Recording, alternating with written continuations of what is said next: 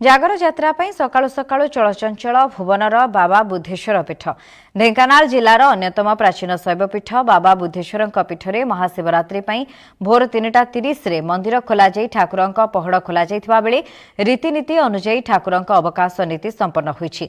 भोर 4टारू बाबा बुद्धेश्वर भक्तों दर्शन देउछंती। सकाळु सकाळु भक्तों लंबा धाड़ी देखा मिली। धूप दीप और नैवेद्य मंदिर महकी उठुछि। भक्त माने निजर मानसिक पूरण पाई जागर दीप जलाई बाबा बुद्धेश्वर आशीष लाभ करिसेंति। शांति श्रृंखला रे भक्त माने किपरि भल भाव दर्शन करिपारिबे सेथिपाई मंदिर रे पुरुष और महिलांक पाई धाड़ी दर्शन व्यवस्था करा जायछि। महाशिवरात्रि अवसर रे मंदिर को विभिन्न फूल रे सज्जित करा जायछि।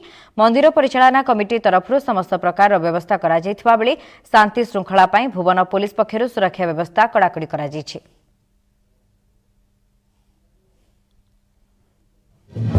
सुभाषिष राउत आमर महुलपाल घर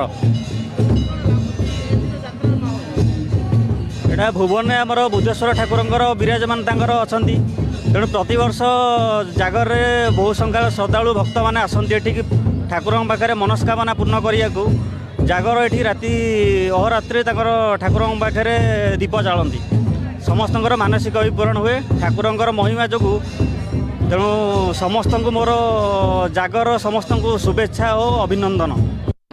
पग्ना मिश्र घर भुवन शासन आज महाशिवरात्रि जागर आम बुद्धेश्वर बाबा दर्शन करने आसीचु।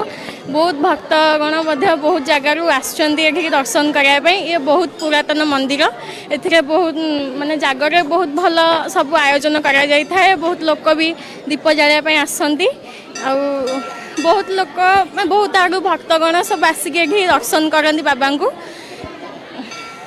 वर्ष ठारू ए वर्ष आउ टे उन्नत धरण होती बहुत खुशी लगुच सबकि भल लगे आसको बहुत लोक भी बहुत पवित्र महाशिवरात्रि